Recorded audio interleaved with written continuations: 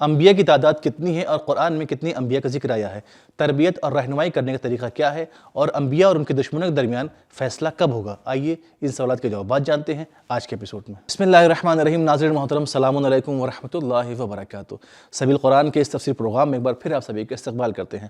آج آپ کے سامنے سورہ غافر کی آیت نمبر 78 سے لے کر 81 تک کی تفسیر لے کر حاضر ہوئے ہیں۔ آئیے سب سے پہلے آیت نمبر 78 کی تلاوت کو اس کے ترجمے کے ساتھ سن لیتے ہیں۔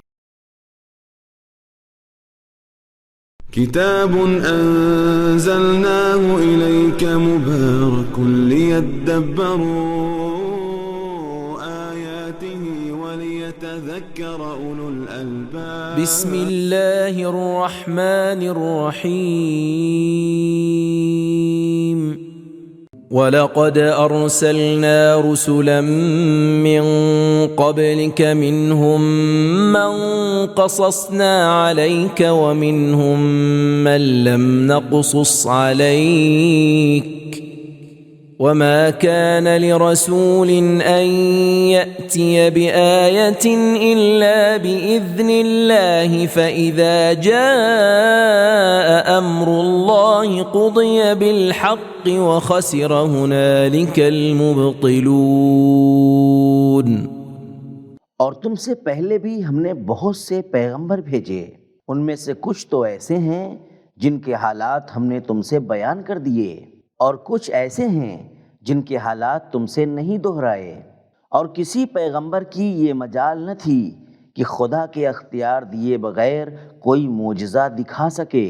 پھر جب خدا کا حکم عذاب آ پہنچا تو ٹھیک ٹھیک فیصلہ کر دیا گیا، اور اہل باطل ہی اس وقت گھاٹے میں رہے۔ اب آئیے سورہ غافر کی اس آیت کے اہم نکات کو بھی جان لیتے ہیں۔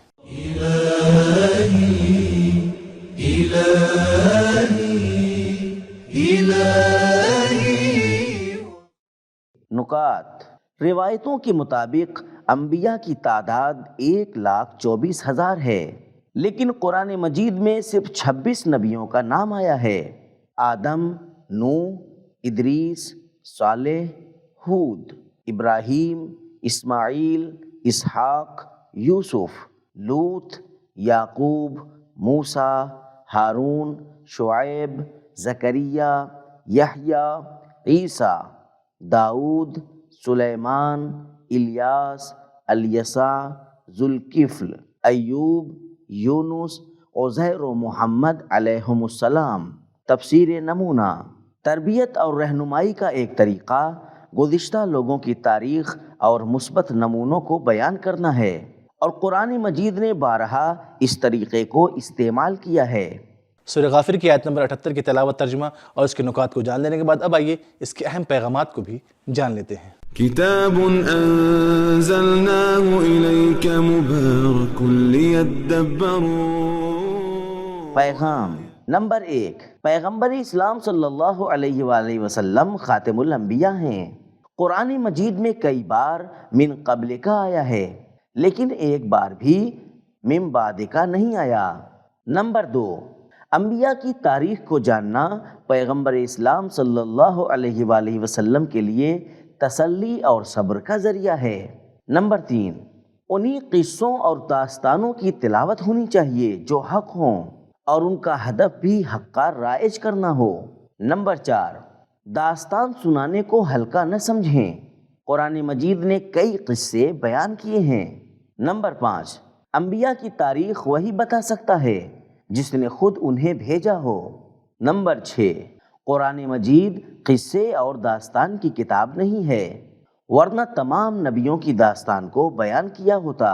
نمبر 7، تاریخ بیان کرنے میں عبرت اہم ہے، تعداد نہیں۔ نمبر 8، اپنا نام بیان نہ ہونے پر ناراض نہ ہوں، بہت سے انبیاء کا بھی نام بیان نہیں ہوا ہے۔ نمبر 9، انبیاء کے معجزے اللہ کی اجازت سے ہوتے ہیں، لوگوں کی توقع اور چاہت سے نہیں۔ نمبر 10، جو لوگ انبیاء کے معجزات اور ان کی تاریخ کو نظر انداز کرتے ہیں وہ گھاٹے میں ہیں۔ نمبر 11، انبیاء اور ان کے دشمنوں کے درمیان آخری فیصلہ آخرت میں ہوگا۔ نمبر 12، قیامت اللہ کے فیصلے اور اہل باطل کی شرمندگی کا دن ہے۔ نمبر 13، حقیقی نقصان قیامت کا نقصان ہے۔ نمبر 14، اہل باطل سے بھی زیادہ برے لوگ وہ ہیں جو باطل کی راہ پر چلنے کے ساتھ ساتھ ان کا مقصد انبیاء کی کوششوں کو ناکام بنانا ہوتا ہے۔ اب آئیے سورہ غافر کی آیت نمبر 79، 80 اور 81 کی تلاوت کو اس کے ترجمے کے ساتھ سن لیتے ہیں۔ اللہ الذي جعل لكم الأنعام لتركبوا منها ومنها تأكلون وَلَكُمْ فِيهَا مَنَافِعُ وَلِتَبْلُغُوا عَلَيْهَا حَاجَةً فِي صُدُورِكُمْ وَعَلَيْهَا وَعَلَى الْفُلْكِ تُحْمَلُونَ وَيُرِيكُمْ آيَاتِهِ فَأَيَّ آيَاتِ اللَّهِ تُنْكِرُونَ۔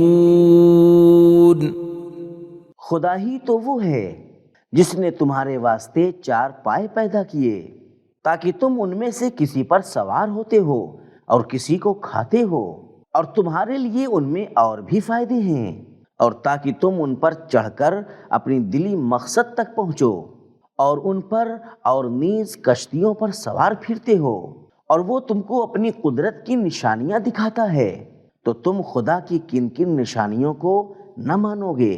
اب آئیے سورہ غافر کی ان 3 آیتوں کے نکات کو بھی جان لیتے ہیں۔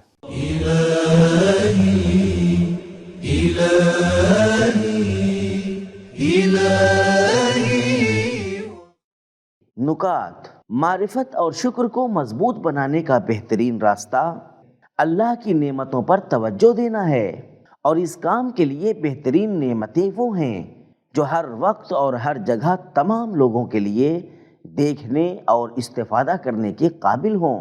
انعام جمع ہے نعام کی، جس کا اصل میں معنی ہوتا ہے اونٹ، لیکن گائے، اونٹ اور بھیڑ کے مجموعے کو بھی کہا جاتا ہے۔ 4 پایوں کا فائدہ صرف سواری کرنا اور کھانا نہیں ہے، بلکہ ان کی چمڑی، اون اور ان کا دودھ اور ان کے ذریعے کھیت جوتنا بھی فائدوں میں سے ہے۔ ان کے فضلوں کو بھی کھاد بنانے اور گرمی پیدا کرنے کے لیے استعمال کیا جاتا ہے۔ اسی طرح اون، دھاگے اور چمڑوں کے کارخانوں کی ایجاد میں جانوروں کا کردار بہت زیادہ ہے۔ اہم اور مفید نکات کو جان لینے کے بعد اب آئیے سورہ غافر کی ان آیات کے اہم اور مفید پیغامات کو بھی جان لیتے ہیں۔ كتاب أنزلناه إليك مبارك ليدبروا۔ پیغام نمبر 1، دنیا کی پیدائش میں مرکز اور محور انسان ہے۔ نمبر 2، اگر 4 پائے قابو میں نہ ہوتے تو زندگی دشوار ہوتی۔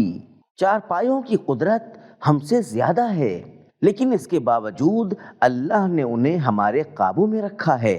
نمبر 3، اسلام نے بعض جانوروں سے استفادہ کرنے اور ان کے گوشت کو کھانے کی نصیحت کی ہے۔ اسلام ویجیٹیرین بننے کا حکم نہیں دیتا۔ نمبر 4 پایوں کا فائدہ صرف اتنا ہی نہیں ہے جتنا ہم استفادہ کرتے ہیں۔ لفظ منافع نکرہ آیا ہے۔ نمبر 5، انسان جانوروں کا محتاج ہے۔ لِتَبْلُغُوا عَلَيْهَا حَاجَةً فِي صُدُورِكُمْ، لیکن جانوروں کو انسانوں کی ضرورت نہیں ہے۔ نمبر 6، سمندروں میں کشتیوں کا چلنا اللہ کی نعمتوں میں سے ہے۔ نمبر 7، الہی نقطۂ نگاہ میں تمام نعمتیں اور ان سے استفادہ کرنا معرفت اور بندگی کا مقدمہ ہیں۔ نمبر 8، انسان ناشکرا ہے، نعمتوں سے فائدہ تو اٹھاتا ہے لیکن نعمت دینے والے کا انکار کر دیتا ہے۔ نمبر 9، اللہ کی معرفت کی نشانیاں سب کی نگاہوں کے سامنے ہیں۔ تو ناظرین، ہم نے جانا کہ روایتوں کے مطابق انبیاء کی تعداد 1,24,000 ہے، لیکن قرآن کریم میں صرف 26 انبیاء کا نام آیا ہے۔ تربیت اور رہنمائی کرنے کا ایک طریقہ گزشتہ لوگوں کی تاریخ اور مثبت نمونوں کو بیان کرنا ہے۔ قرآن مجید نے بارہا اس طریقے کو استعمال کیا ہے، اور انبیاء اور ان کے دشمنوں کے درمیان فیصلہ آخرت میں ہوگا۔ تو یہ تھا ہمارا آج کا ایپیسوڈ، ملتے ہیں اگلے ایپیسوڈ میں، تب تک کے لیے خدا حافظ۔ سبیل قرآن، قرآنی سماج کی پہچان۔